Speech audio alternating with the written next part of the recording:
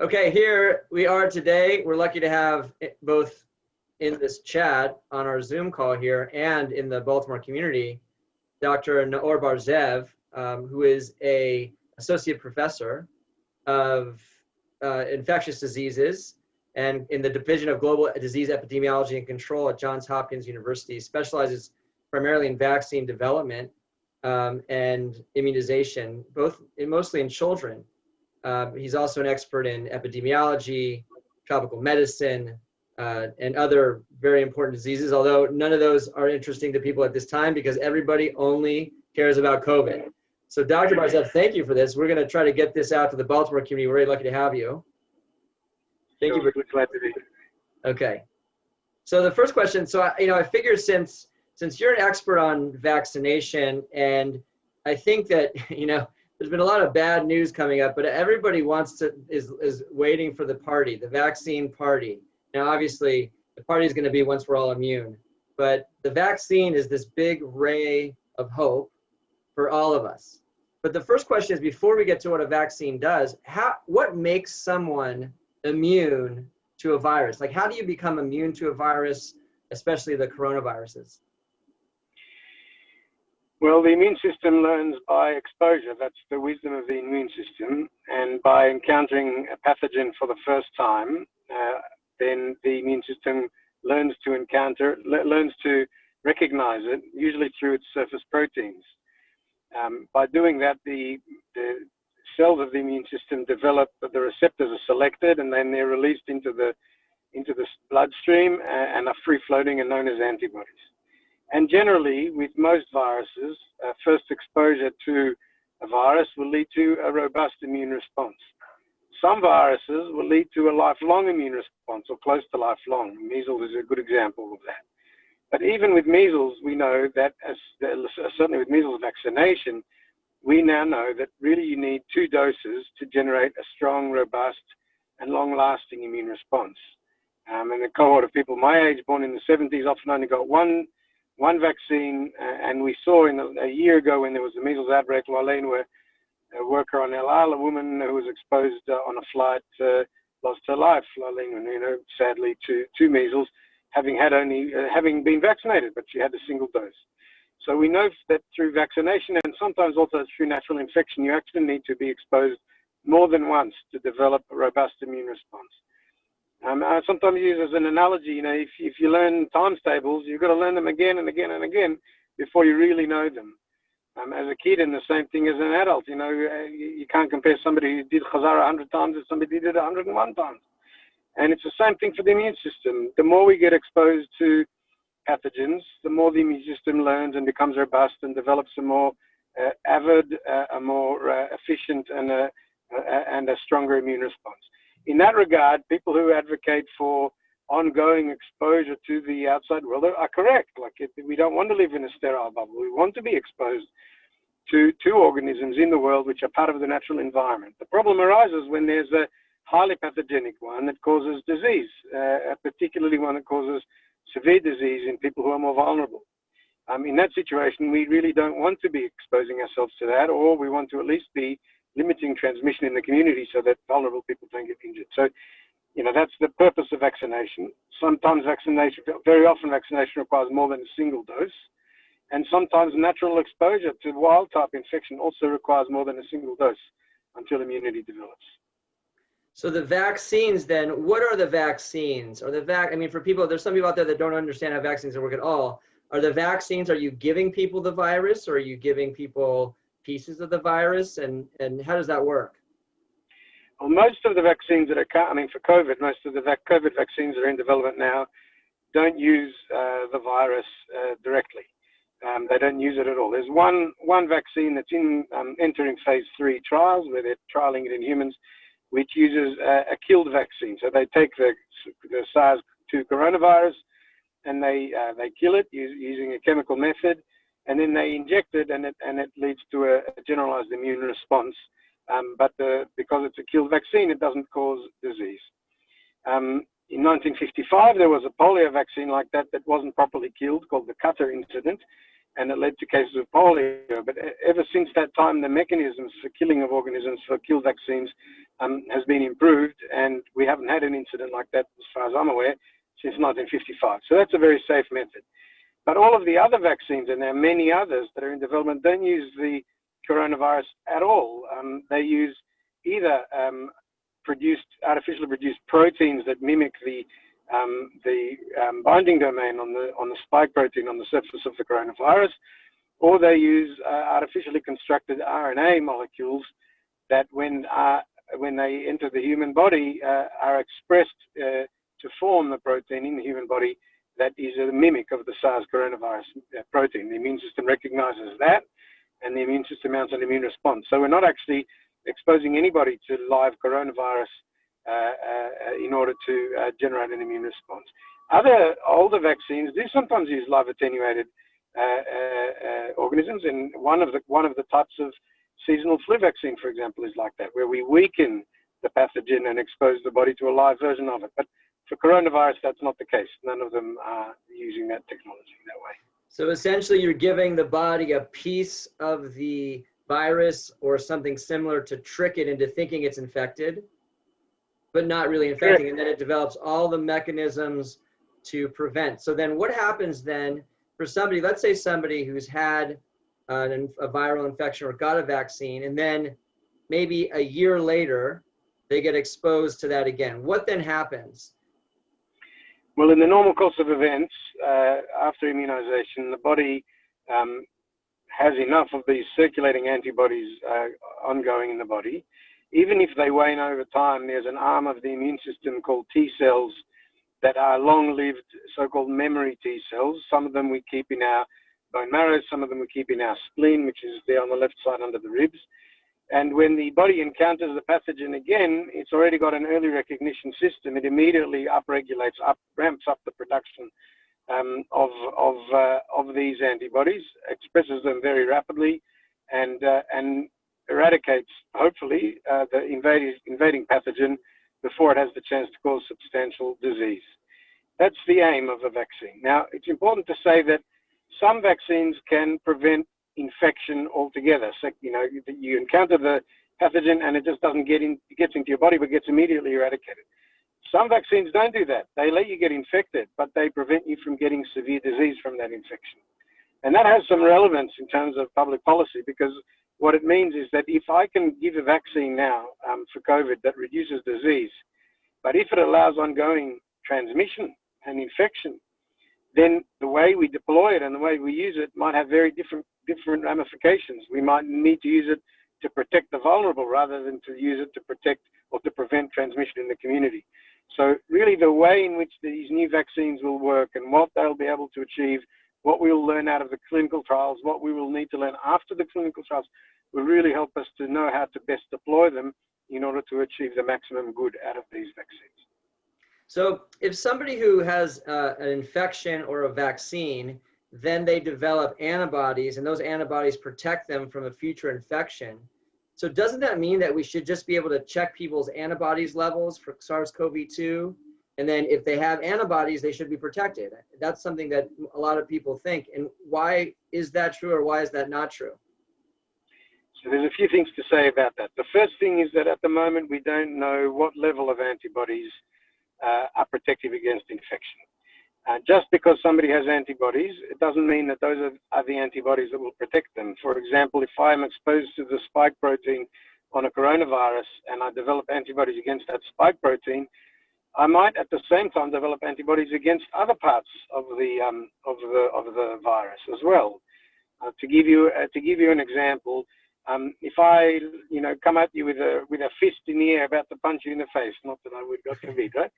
And then you recognize my shoes, right? So, okay, good. It's good that you know what my shoes are like, but that's not going to stop the punch, okay? So it's the same thing when it comes to when the virus, if you look, see what I mean. The spike protein is the one that attaches to the cell, the one that does the damage. But if the immune system learns to recognize some other part of the virus, that's good. It means that it's been there before, it's seen it, but it's not going to help in terms of prevention of future infection. So it's really a question of whether there's sufficient neutralizing antibodies, the antibodies that actually prevent future disease, And that's just not well enough established in the widespread antibody testing. So antibody testing at the moment tells people whether they've been exposed in the past to the virus. It tells them whether they've probably been exposed in the last 3 or 4 months. It doesn't tell them that they're necessarily protected. Number one. Number two, even if you have the right kind of antibody, we don't know what level you need in order to be protected. And number three, as far as we know, at least at the moment, is that levels of antibodies seem to go down over time, probably about 3 or 4 months, maybe 6 months. It may depend on how severely infected you were. It may depend on a number of other factors. It may depend on your age. But it's difficult. Just because you have antibodies doesn't mean that they protect. And just because you have antibodies today doesn't mean that 3 months from now you'll still have them or that they'll be protected. Clearly, if that's the case with natural infection, there's going to be a big challenge for the vaccine to outperform nature, right? What we're expecting of a vaccine is to generate an immune response that's robust.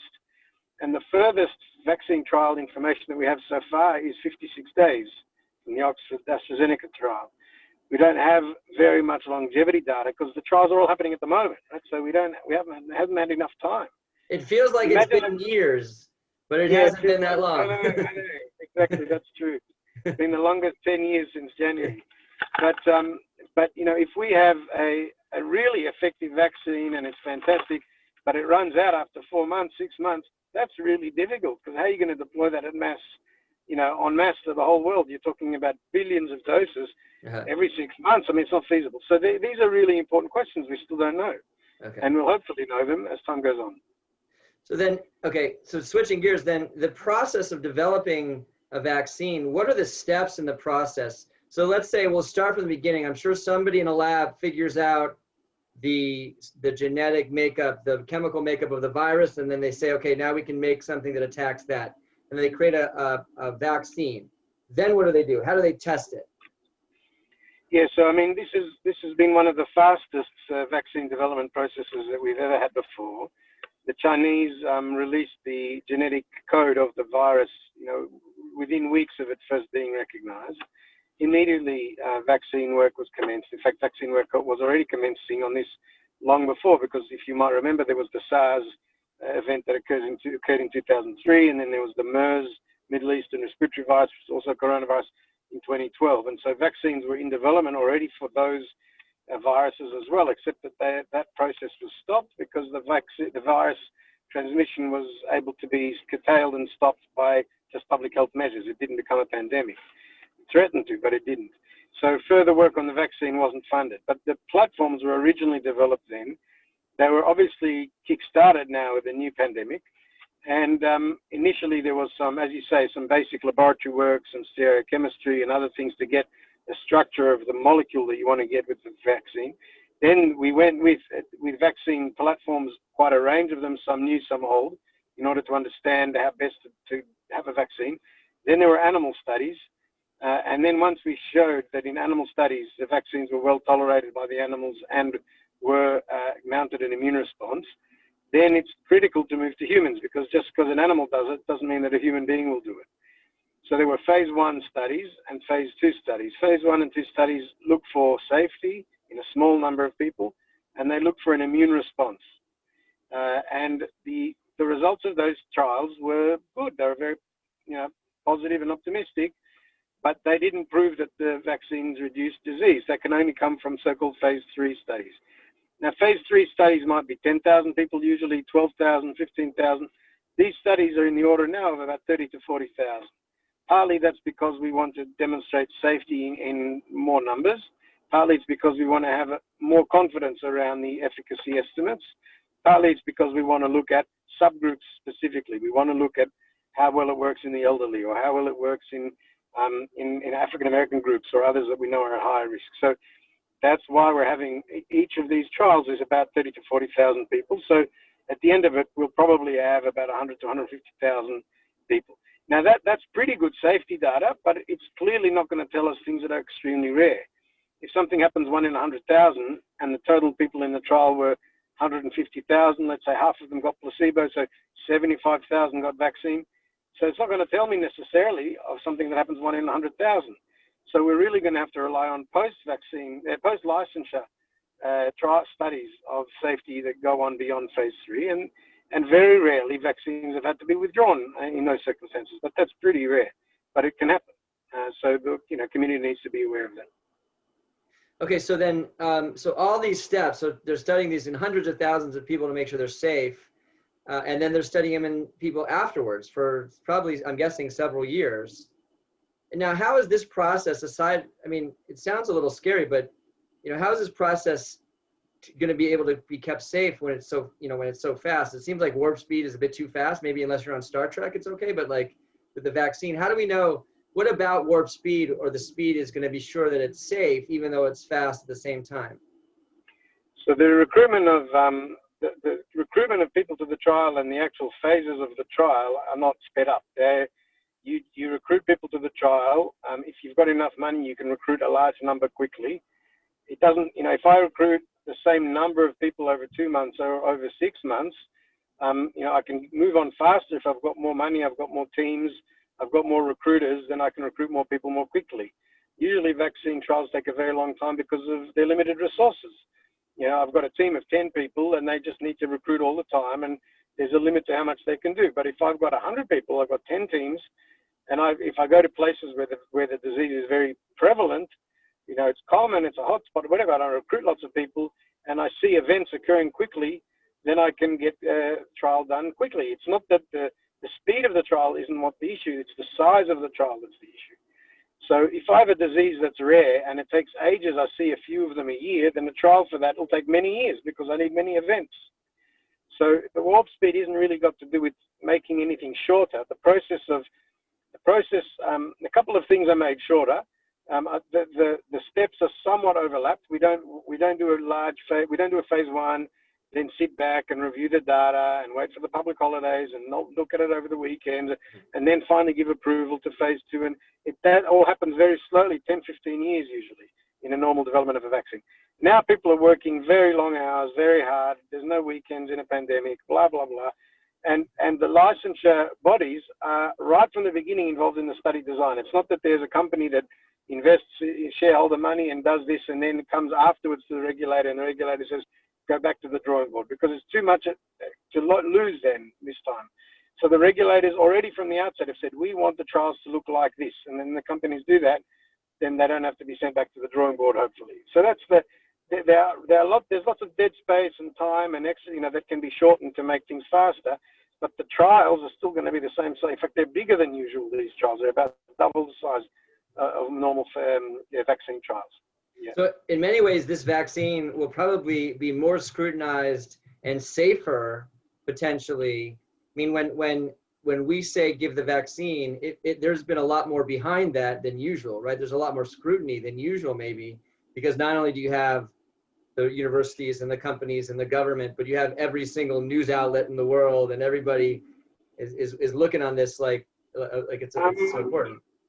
So it'd be great if that was true. I have to say, it would be good if that was true. There's certainly a lot of public scrutiny and media scrutiny. That's true, and that's good, because as you say, I think it pushes to keep people honest. If they know they're being watched, and that's good, and that's the role of the media, and that's the role of the public to advocate for that. There are things that are new here. We're using new platforms, new vaccine platforms that some of them have only been recently licensed for Ebola, for example, the Ebola virus. There is now a vaccine, which is really great because you wouldn't want a pandemic of Ebola virus. So there is a vaccine, and but that's for the adenovirus vectored vaccines that people may have heard of, the AstraZeneca one, the Janssen one, the Chinese one, the Russian one. They're all based on that platform. There's only ever been a license, and that was only in July of this year, to the Ebola virus vaccine. So, that's new. All of the RNA vaccines, which is Pfizer and Moderna, that's never been licensed.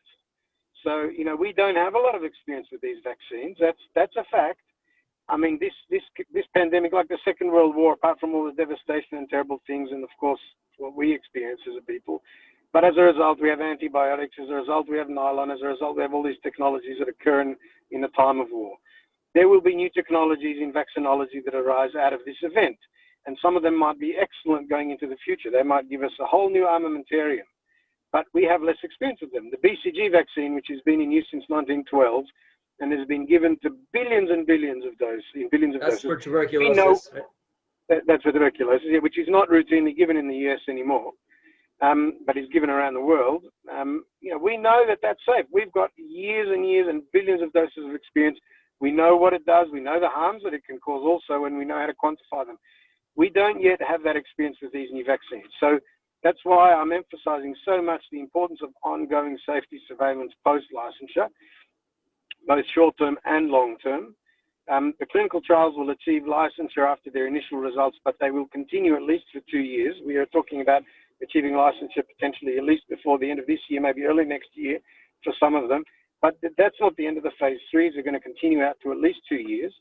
And then beyond that, there will be phase 4s that are very, very important, particularly what's called pharmacovigilance or safety monitoring long-term.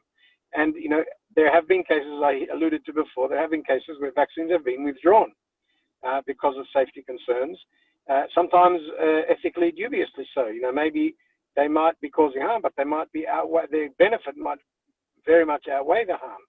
And so, but the population deserves and needs to know, and before I give this vaccine to my mother or to my children or to my wife or whatever, I want to know that it's safe too, just like you want to know and everybody wants to know.